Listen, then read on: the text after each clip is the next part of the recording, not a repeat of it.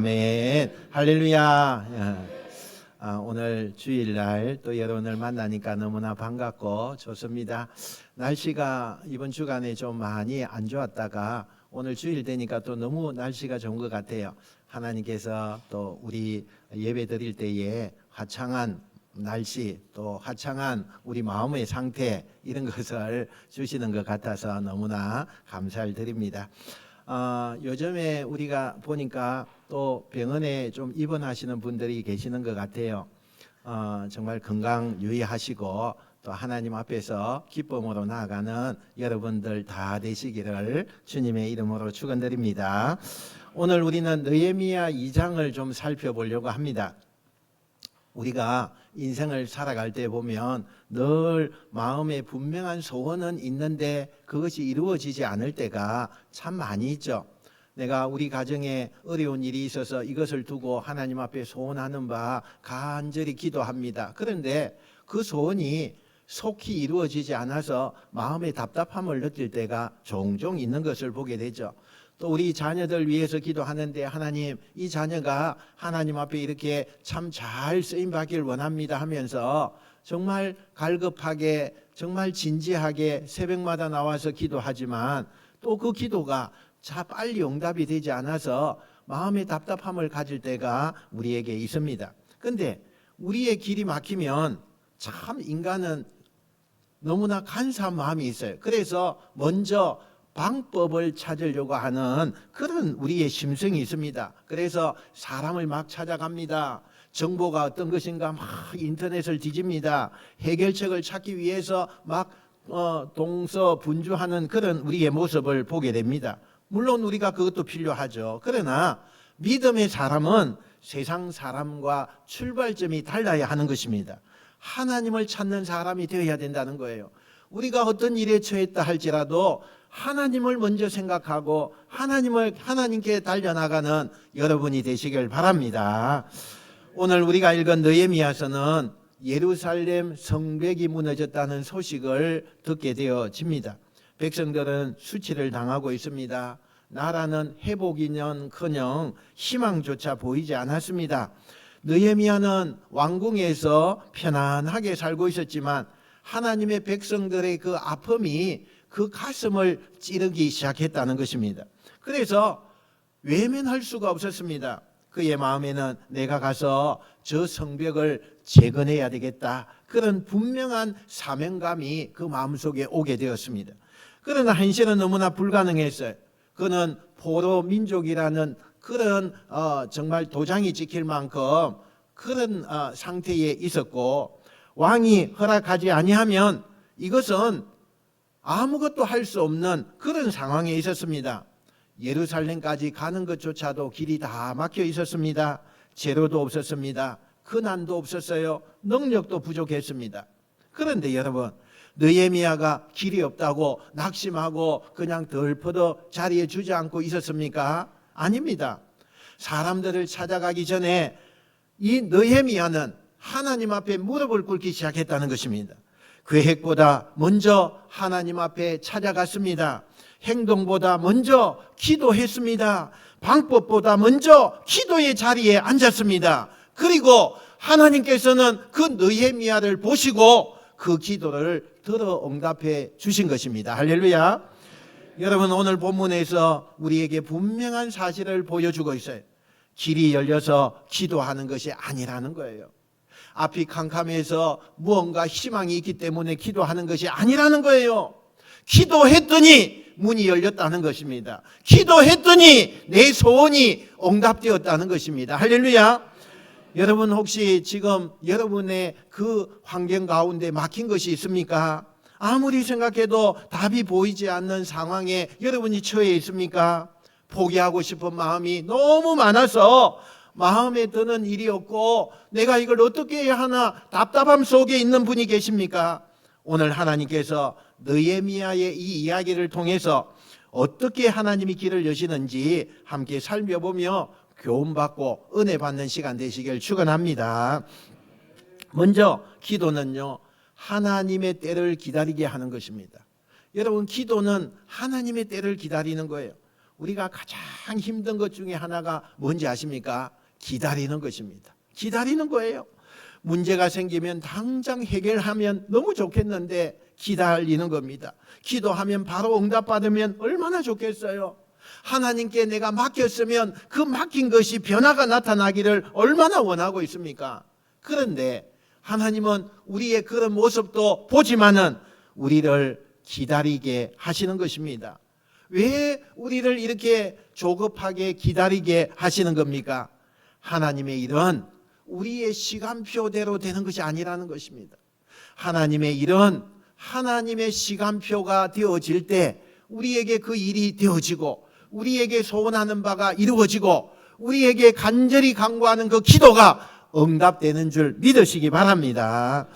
여러분 본문의 느헤미야를 한번 보세요. 느헤미야는요 예루살렘 성벽이 무너졌다는 소식을 듣고 마음이 찔림을 당했습니다. 마음이 무너졌다는 것입니다. 민족의 아픔이 그의 가슴을 찌르고 있는 것입니다. 당장이라도 달려가고 싶은 마음이 100% 있었습니다. 그러나 느헤미야는 성급하게 움직이지 않아요. 느헤미야 1장에 보면 그는 금식하고 기도했다. 우리 지난주에 살펴봤잖아요. 오늘 본문의 2장 1절에 보니까 아닥사스다 왕 제20년 니산월이라는 기록이 되어져 있습니다. 느헤미야는 예루살렘의 소식을 들은 그 시점이 기슬월이라고 하는 그 달이었는데 지금 2장에 와서 보니까 제20년 니산월이라고 되어 있습니다. 약 4개월 동안의 시간이 흘렀다는 것입니다. 여러분 느헤미야는 4개월 동안의 시간이 흘러가면서 아무것도 하지 않은 것이 아니에요. 4개월 동안에 하나님 앞에 엎드렸습니다. 4개월 동안에 하나님 앞에 하염없이 눈물을 흘렸습니다. 4개월 동안에 가슴이 아파서 금식했습니다. 4개월 동안에 하나님의 뜻을 구했습니다. 4개월 동안에 하나님의 때를 기다렸다는 사실입니다. 우리 같으면 어땠을까요? 며칠 기도하다가 안 되면 다른 방법을 찾기 위해서 막 사람을 찾아다니고 그렇게 했는지도 모릅니다. 여러분 몇 번이나 기도하다가 응답이 없으면 우리는 쉽게 포기할 때도 있는 것입니다. 그러나 느헤미야는 달랐어요. 그는 문제보다 하나님을 더 오래 바라봅니다. 하나님의 뜻이 어디에 있는지 그것을 지금 기다리고 있는 것입니다. 왜 하나님께서 이렇게 느헤미야를 기다리게 하시는 겁니까?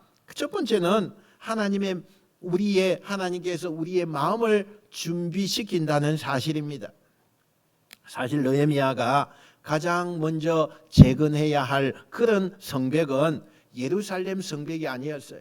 지금 예루살렘 성벽이 다 무너졌어요. 그것이 우선이에요. 그런데 하나님은 그걸 먼저 하기를 원하지 않는다는 거예요. 그의 느헤미야 마음에 그 성벽을 먼저 일으키기를 원하시는 거예요.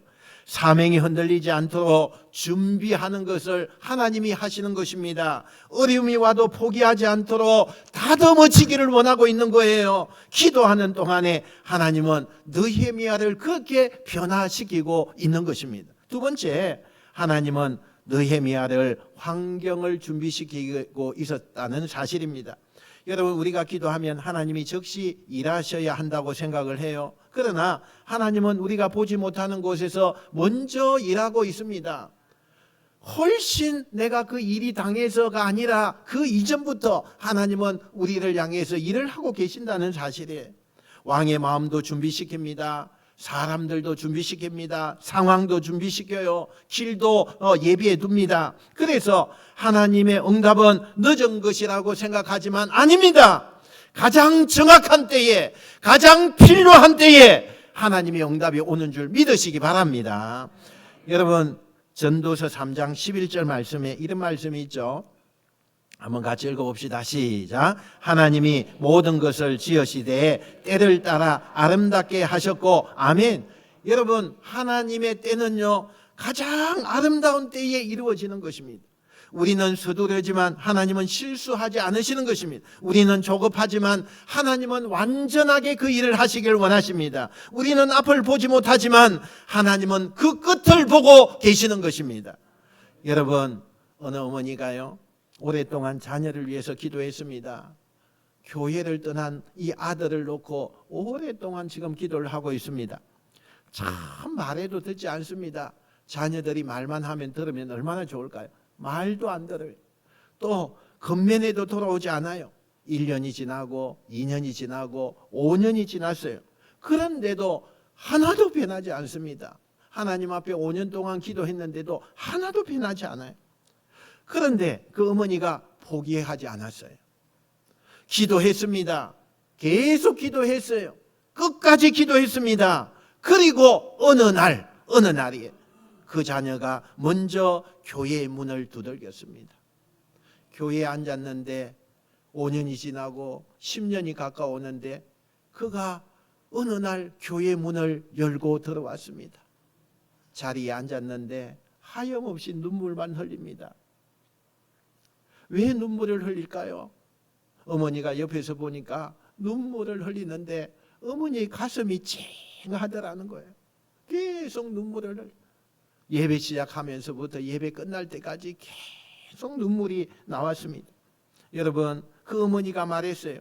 내가 이 아들을 기다린다고 생각했는데 하나님께서 일하고 계셨더군요. 이렇게 말씀을 했다고 해요. 여러분, 이게 믿음인 것입니다. 응답이 없을 때도 기도하는 거, 변화가 일어나지 않아도 기도하는 거, 하나님 때에 신뢰하면서 기다리는 거, 그게 믿음인 것입니다. 할렐루야. 우리의 믿음은 좀 끈질겨야 됩니다. 우리가 하나님 앞에 기도하고 금방 응답받는 것이 아니라 끈질기게 기다려야 되는 것입니다. 혹시 기다림의 시간을 지나고 있습니까? 꽤 응답이 늦어지고 있는 그런 여러분의 그 문제점들이 있습니까? 하나님이 침묵하는 것처럼 느껴지십니까? 그런데 하나님은 침묵하지 않으세요. 하나님은 지금도 준비하고 계시는 거예요. 보이지 않는 곳에서 하나님이 일하고 계시는 것입니다. 하나님의 시계는 멈춘 적이 없어요. 하나님의 계획은 실패한 적이 없습니다. 하나님의 응답은 절대로 늦지 않습니다. 기도하는 사람은 결국 하나님이 가장 좋은 때에 가장 좋은 것으로 여러분에게 다 주신다는 것을 믿는 여러분 되시길 축원합니다. 두 번째는 기도는 두려움을 담대함으로 바꾼다는 사실입니다. 사람은 누구나 두려움을 가지고 살아갑니다. 우리의 앞날이 어떻게 되어갈까? 그 두려움이 생기는 거죠. 실패하면 그 실패에 대한 두려움도 나에게 오는 것입니다. 사람들의 시선에 대한 두려움도 있습니다. 질병에 대한 그런 두려움도 있죠. 그래서 많은 사람들이 해야 할 일을 알면서도 못하고 있는 것입니다. 가야 할 길을 알면서도 가지 못합니다. 왜요? 두려움 때문이에요. 두려움 때문에. 내 마음에 두려움이 가득 차기 때문에 그래요. 근데 여러분, 오늘 본문에 보니까 믿음의 사람 느헤미야도 두려워했다고 말씀해요. 믿음의 사람 느헤미야, 끝까지 끈질기게 기도하는 그 느헤미야도 두려웠다, 이렇게 말씀을 하고 있다는 거예요. 여러분, 많은 사람들이 그렇게 이야기해요. 믿음을 가진 사람은 두려움이 없을 것이다. 아니에요, 여러분. 아닙니다. 2절과 3절에 보니까 왕이 느헤미야에게 이렇게 묻습니다. 오늘 여기 보니까 왕이 내게 이르시되 내가 병이었거늘 어찌하여 얼굴에 수심이 있느냐, 이렇게 묻는 거예요. 당시에 왕 앞에서 근심의 표정을 갖는다는 것은 매우 위험한 일입니다. 특별히 이 느헤미야는요, 술 간원장이에요. 왕이 술을 먹기 전에 먼저 그 술을 마셔서 독이 있는지 없는지 이걸 알려주는 그런 사람입니다. 얼굴에 수심이 있다는 것은요, 그 왕을 사살하거나 죽이거나 이렇게 하기 위하여서 얼굴에 수심이 있게 되는 거죠. 그러면 어떻게 돼요? 왕이 느헤미야를 죽일 수밖에 없는 거죠. 그런데 얼굴에 수심이 왜 있느냐, 이렇게 묻는 거예요.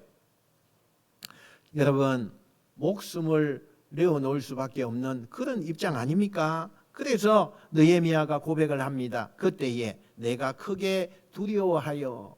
왜 두려움을 가졌어요? 너무나 잘 압니다. 술 맡은 간원장은 왕 앞에서 근심의 빛을 비추면 안 돼요. 수심이 있으면 안 됩니다. 걱정과 근심이 있으면 안 돼요. 표정이 나쁘면 안 됩니다. 그래서 크게 두려워하여. 여러분, 이 고백이 참 은혜롭습니다. 느헤미야는 두려움이 없는 사람이 아니었어요. 그러나 그 두려움을 이겨낸 사람이 느헤미야인 것입니다. 여러분, 믿음은 두려움이 없는 상태가 아니에요. 두려움보다 더 큰 하나님을 바라보는 것이, 그것이 믿음의 사람인 것입니다. 많은 사람들이요 말을 합니다. 믿음 좋은 사람은 두려움이 없다. 아니라는 거예요. 성경의 인물들 가운데 두려워했던 성경의 인물들이 많습니다. 그 유명한 모세, 두려움을 가졌어요. 기드온, 엘리야, 다윗 다 두려운 마음을 가졌습니다. 오늘 본문의 느헤미야도 두려워했다고 말씀하고 있습니다. 그러나 그들은 두려움 앞에서 하나님 앞에 나아갔습니다. 그것이 차이예요. 오늘 본문에서 가장 놀라운 장면은 4절에 나옵니다. 왕이 묻습니다. 그러면 내가 무엇을 원하느냐? 이것입니다. 여러분, 바로 이 순간이에요. 내가 무엇을 원하느냐? 인생의 결정적인 순간이 온 거예요. 기회를 찾아온 그 순간입니다. 그런데 느헤미야가 어떻게 합니까? 4절에 보니까 내가 곧 하늘의 하나님께 묵도하고, 이렇게 말씀을 하고 있습니다. 얼마나 놀라운 장면입니까?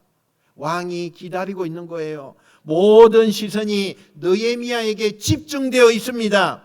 대답 하나에 느헤미야의 운명이 달려 있습니다. 그런데 느헤미야가 순간적으로 하나님께 묵도하고 기도했다는 거예요. 짧은 기도였을 것입니다. 몇 초 되지 않는 기도였을 것입니다. 그러나 그 짧은 기도는 4개월 동안에 쌓인 기도였습니다. 얼마나 그 기도가 간절했겠어요. 기도의 열매입니다. 여러분, 평소에 기도하지 않던 사람은 위기의 순간이 오면 기도하는 거 그거 되지 않습니다. 평소에 하나님과 동행하지 않던 사람이 결정적인 그 순간에 하나님을 의지한다는 것은 어려워요. 느헤미야는 이미 하나님과 깊은 연결고리가 있었습니다. 그래서 급한 순간에도 하나님을 찾는 것입니다. 다급한 순간마다 하나님을 찾을 수밖에 없었습니다. 마치 숨 쉬는 것처럼 기도합니다. 마치 본능처럼 하나님을 찾습니다. 기도하는 사람의 특징이 무엇입니까? 위기가 오면 사람을 찾기 전에 하나님께 나가는 것입니다. 문제가 오면 계산하기 전에 하나님을 찾습니다. 두려움이 밀려오면 걱정하기 전에 하나님을 찾는 것입니다. 그래서 담대함이 생기는 거예요. 할렐루야. 여기서 우리가 기억해야 할 중요한 사실이 있죠. 담대함은 내 성격에서 오는 것이 아니에요. 담대함은 기도의 결과인 것입니다. 어떤 분은 원래의 성격이 강합니다. 그래서 나는 어떤 일 당해도 담대합니다. 아니에요. 어떤 분은 원래가 소심합니다. 그래서 무엇이든지 두렵습니다. 아닙니다. 하나님이 주시는 담대함은 성격을 뛰어넘는 것입니다. 우리도 마찬가지예요. 자녀 문제 때문에 두려우십니까? 가정사 때문에 두려우십니까? 여러분의 건강 문제 때문에 두려우십니까? 사업 문제 때문에 두려우십니까? 내 미래가 어떻게 될지 그것이 염려스러워서 두렵습니까? 그런데 두려움을 없애려고 애쓰지 마세요.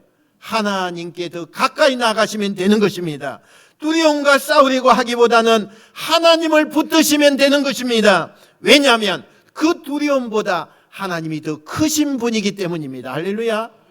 여러분, 내가 두려움을 크게 가지면 하나님이 작아지는 거예요. 그러나 내가 하나님을 붙들고 하나님을 더 크게 보면 두려움은 작아질 줄 믿습니다. 기도할 때 상황이 즉시 변화되지 않을 수 있어요. 그러나 기도하면 우리의 마음이 변해요. 기도하면 내 시선이 달라지는 거예요. 기도하면 하나님이 보입니다. 그리고 하나님이 보이기 시작하면 두려움이 힘을 잃게 된다는 것을 믿으시는 여러분 되시길 축원합니다. 느헤미야는 왕보다 하나님을 더 크게 보았습니다. 환경보다 하나님이 더 크게 보였습니다. 그래서 마음의 담대함이 일어나게 된 것입니다. 그리고 하나님께서 그 길을 열어주시는 것입니다. 사랑하는 성도 여러분, 오늘 우리도 그렇게 살아가기를 원합니다. 두려움도 기도하십시오. 떨려도 기도하십시오. 내가 막막해도 기도하시기 바랍니다. 끝까지 하나님을 붙드시는 여러분 되시길 바랍니다. 그때 하나님께서 우리의 두려움을 믿음으로 바꾸시는 거예요. 그때 우리의 염려가 담대함으로 바꾸어지는 것입니다. 그때 우리의 한계가 하나님의 역사로 바뀌어질 줄로 믿습니다. 그런 은혜가 여러분에게 나타나시길 축원합니다. 마지막 세 번째, 기도는 하나님, 사람의 마음과 환경을 움직인다는 사실이에요. 우리가 기도할 때에 종종 이런 생각을 하게 되죠. 과연 내가 드린 이 기도가 현실로 일어날까? 기도한다고 상황이 달라질 수 있을까? 이미 결정된 일인데 이게 정말 바뀔 수 있을까? 이런 마음이 우리에게 다가오는 거죠. 성경은 분명하게 말해요. 기도는 어떤 단순한 종교 행위가 아니라는 것입니다. 기도는 살아계신 하나님과 연결되는 통로가 된다는 거예요. 그리고 하나님은 기도하는 자를 위하여 사람의 마음도 움직이시고 환경도 움직이시는 분이시다라는 것을 오늘 느헤미야를 통해서 말씀하고 있다는 사실입니다. 오늘 본문 보세요. 느헤미야가 왕 앞에 서 있습니다. 그는 포로의 민족 가운데 한 사람입니다. 포로된 자예요. 아무런 권력이 없습니다. 아무런 배경이 될 만한 그런 어떤 것도 없어요. 왕 앞에서 자신의 뜻을 관철시켜야 하는 그런 힘도 없어요. 그런데 놀라운 일이 일어납니다. 왕이 그의 이야기를 들어요. 왕이 그 이야기를 듣고 허락합니다. 왕이 지원합니다. 왕이 느헤미야를 보호해요. 놀라운 일 아닙니까? 본문 7절 8절을 보면 느헤미야가 왕에게 여러 가지를 요청하는 것을 보게 돼요. 강서쪽 총독들에게 보낼 조서를 요청합니다. 예루살렘 성문과 성벽 공사에 사용할 목재, 그것을 요청해요. 안전하게 갈 수 있도록 허락을 요청합니다. 사실 이 정도 요청하면 왕이 거절할 수도 있어요. 여러분, 아무리 이런 것을 요구한다 할지라도 왕의 마음이 아니다 하면 거절해도 아무 이상이 없습니다. 그런데 왕이 그 모든 것을 허락합니다. 뿐만 아니에요. 군대 장관과 마병까지 붙여주는 것을 보게 돼요. 여러분, 이게 어떻게 이런 일이 일어날 수가 있어요? 여러분, 이런 일이 어떻게 일어납니까? 느헤미야가 이 일을 위해서 말을 잘했기 때문입니까? 느헤미야가 능력이 있어서 그 능력 때문에 그렇게 됐습니까? 정치력이 뛰어난 겁니까? 설득력이 좋았기 때문입니까? 느헤미야는 그 이유를 분명하게 말합니다. 오늘 본문 8절 한번 봅시다. 8절요. 자, 시작. 내 하나님의 선한 손이 나를 도우심으로 왕이 허락하고, 아멘. 얼마나 놀라운 말씀인지 몰라요. 느헤미야는 자신의 능력을 자랑하지 않습니다. 하나님의 손을 지금 자랑하고 있는 거예요. 자신의 실력을 말하지 않습니다. 하나님의 은혜가 얼마나 큰가, 이걸 말하고 있는 것입니다. 여러분, 하나님의 선한 손이 함께 하시면 사람의 마음이 움직인다는 것을 믿으시기 바랍니다. 하나님의 선한 손이 함께 하시면 닫힌 문이 열립니다. 할렐루야. 하나님의 선한 손이 함께 하시면 불가능이 가능으로 바뀌어지는 것을 믿으시는 여러분 되시길 축원합니다. 여러분, 우리는 종종 사람을 설득하려고 얼마나 애를 많이 씁니까? 사람의 마음을 바꾸려고 우리가 얼마나 힘을 많이 쓰냐 말입니다. 그러나 하나님께서 움직이시면 사람의 마음은 얼마든지 바뀔 수 있습니다. 여러분, 이걸 믿으십니까? 그래서 믿음의 사람은 사람을 조종하지 않습니다. 하나님께 기도하는 것입니다. 하나님께 기도하는 거예요. 기도는 사람의 마음을 움직이지만 하나님께서 우리의 마음도 움직이시는 거예요. 하나님께서는 가장 좋은 방법을 통해서 환경도 변화시키는 것입니다. 그런데 여기서 끝이 아니에요. 오늘 본문 10절 봅시다. 10절 시작. 호론 사람 산발락과 종이었던 암몬 사람 도비아가 이스라엘 자손을 흥황하게 하려는 사람이 왔다 함을 듣고 심히 근심하더라. 아멘. 이 말은 뭐예요? 방해자가 생겼다는 거예요. 방해자가 생겼다는 거예요. 성벽을 다시 건축하려고 하니까 방해자가 생겼대요. 지금 이렇게 이야기하는 거예요. 이것이 영적인 원리입니다.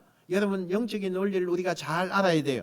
하나님이 길을 여시면 반드시 반대자가 일어나요. 반대자가 일어나요. 은혜가 있으면 그 다음에 반드시 따라오는 것이 시험이 옵니다. 시험이 와요. 사명이 있으면 저항도 함께 오는 것입니다. 축복의 문이 열리면 공격을 하는 사람이 우리에게 찾아오는 것입니다. 그래서 어떤 분들은 방해가 생기면 이게 하나님의 뜻이 아니구나 이렇게 말합니다. 아니에요. 성경은 다르게 말합니다. 방해가 있다고 하나님의 뜻이 사라지는 것이 아니라는 거예요. 반대가 있다고 해서 하나님의 계획이 무너지는 것이 아니라는 겁니다. 오히려 하나님께서 이루실 일이 클수록 저항도 함께 나타난다는 경우가 많다는 것을 우리는 잘 알아야 하는 것입니다. 느헤미야는요, 산발락과 도비야를 보고 포기하지 않았습니다. 비난을 듣고 돌아가지 않았습니다. 어려움을 보고 낙심하지 않았어요. 왜요? 이미 하나님이 길을 여셨다는 확신이 있었기 때문이에요. 하나님이 여시는 길은 누구도 막을 수가 없습니다. 믿습니까? 그래서 우리는 흔들릴 필요가 없는 것입니다.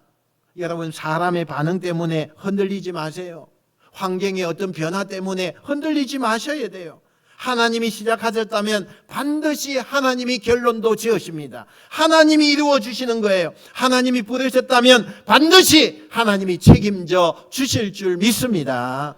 그런 은혜를 경험하는 우리 모두가 되시길 축원합니다. 사랑하는 성도 여러분, 이제 말씀을 마무리합니다. 오늘 우리는 느헤미야를 통해서 아주 중요한 영적 원리를 발견했습니다. 느헤미야는 성벽을 재건한 그런 사람으로 기억됩니다. 그러나 성경은 우리에게 그 이전의 모습을 보여주고 있는 거예요. 그는 성전을 재건하기 전에 기도한 사람이었다. 기도로 몸부림을 친 사람이었다. 오늘도 하나님은 기도하는 자의 앞길을 여십니다. 막힌 문을 여시는 것입니다. 무너진 성벽을 다시 세우시는 것입니다. 우리의 삶 속에서 선한 개혁을 이루시는 하나님을 경험하고 또 우리가 믿음으로 나아가서 하나님의 뜻대로 삶을 살고 하나님의 영광을 나타내는 삶으로 우뚝 세워지고 또 끝까지 기도하며 나아가서 여러분의 모든 일들이 하나님 안에서 이루어지는 역사가 나타나시기를 주님의 이름으로 축원드립니다. 축원드립니다. 기도하겠습니다.